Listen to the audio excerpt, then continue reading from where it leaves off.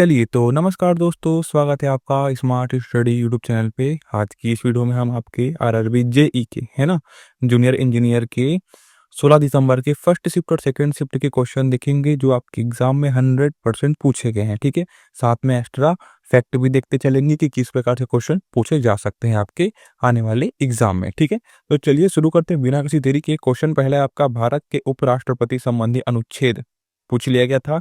तो देखिए अनुच्छेद 63 से शुरू होता है ये, है ना, और अनुच्छेद कितने तक चलेगा? अनुच्छेद 63 से 73 तक टोटल चलता है, लेकिन हम 66 तक की बात करते हैं जिसमें मेन चीजें दी गई है। ठीक है, तो अनुच्छेद 63 में बोला गया है कि इस अनुच्छेद में कहा गया है कि भारत में एक क्या होगा?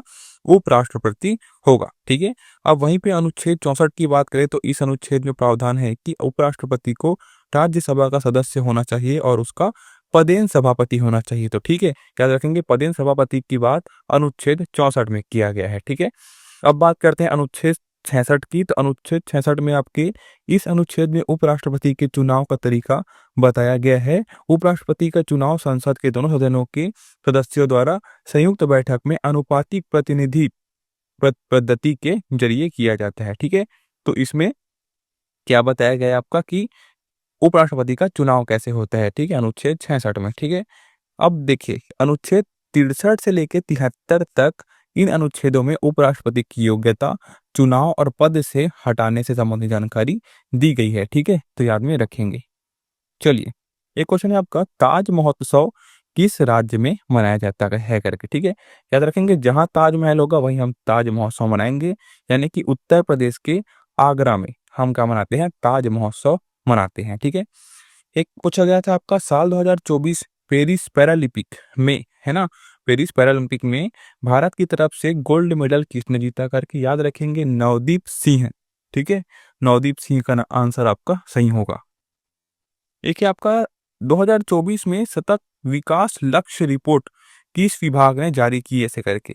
तो याद रखेंगे संयुक्त राष्ट्र आर्थिक एवं सामाजिक मामलों का विभाग, है ना, DESA ने साल 2024 के लिए सतत विकास लक्ष्य रिपोर्ट जारी की थी, है ना। इस रिपोर्ट में सतत विकास के लिए 2030 एजेंड की प्रगति की समीक्षा की गई है। साथ ही हर लक्ष्य और उससे जुड़े लक्ष्यों पर प्रगति का अनुमान भी लगाया गया है कि इसमें सतत विकास लक्ष्य रिपोर्ट में। ठीक है, चलिए एक पूछ लिया गया था अम्ल का पीएच मान संबंधी क्वेश्चन। याद रखेंगे अम्ल का पीएच मान 7 से कम होता है। ठीक है, तो जर्नल आइडिया के लिए आप इसको याद रखेंगे, ऐसे संबंधी क्वेश्चन आपके एग्जाम में भी पूछे गए थे। ठीक है, एक है आपका वित्त आयोग के केंद्रीय राज्य संबंध के लिए कौन सा लेख है करके। तो अनुच्छेद 275 जो की है वित्त आयोग के केंद्रीय राज्य संबंध से है। ठीक है, अनुच्छेद 275। ठीक है, देखिए आपका मौलिक कर्तव्यों का भुगतान करों से संबंधित कौन सी समिति है करके पूछा गया था आपके एग्जाम में। याद रखेंगे स्वर्ण सिंह समिति का नाम आएगा आपका मौलिक कर्तव्यों का भुगतान करों से संबंधित समिति में। ठीक है, देखिए आपका मुद्रास्फीति का अर्थ करके इकोनॉमिक्स से संबंधित क्वेश्चन है। याद रखेंगे 2 से 3 बता रहा हूं आपको, है ना। किसी अर्थव्यवस्था में वस्तुओं और सेवाओं की कीमतों में लगातार बढ़ोतरी, है ना, किसी अर्थव्यवस्था में वस्तुओं और सेवाओं की कीमतों में लगातार अगर बढ़ोतरी हो रही है तो उसे ही हम क्या कहते हैं? मुद्रास्फीति कहते हैं, है ना।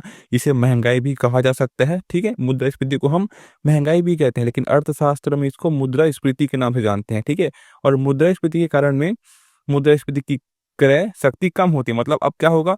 सिंपल सी बात है, महंगाई बढ़ जाएगी तो क्या होगा? वस्तुओं का खरीदना जो की है वो कम हो जाएगा, वही यहाँ पे बोला गया है। ठीक है, और क्या याद रख सकते हैं? मुद्रास्फीति का एक और मतलब है कि मुद्रा की अर्थव्यवस्था की हर इकाई किसी भी वस्तु या सेवा की कीमत से कम होना।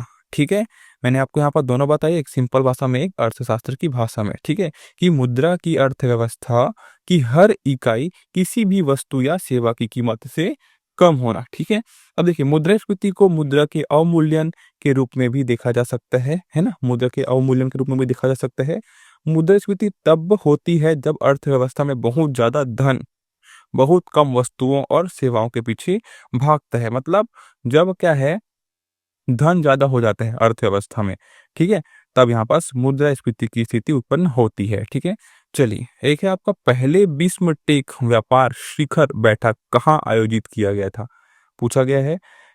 याद रखेंगे पहला जो विश्व टेक व्यापार शिखर सम्मेलन है वो 6 से 8 अगस्त तक 2024 को नई दिल्ली में आयोजित किया गया था। मैंने आपको डेट भी बता दिया यहाँ पास, 2024 में नई दिल्ली में आयोजित किया गया था। इस सम्मेलन की मेजबानी भारत सरकार ने भारतीय उद्योग परिसंघ के साथ मिलकर की थी। विदेश मंत्री डॉक्टर एस जयशंकर ने इस सम्मेलन का उद्घाटन किया था, ये आप याद में रखेंगे। ठीक है, देखिए आपका वित्त आयोग का उल्लेख किस अनुच्छेद में मिलता है करके याद रखेंगे, संविधान के अनुच्छेद 280 है ना। ये वित्त आयोग से संबंधी क्वेश्चन पूछा गया था आपके एग्जाम में।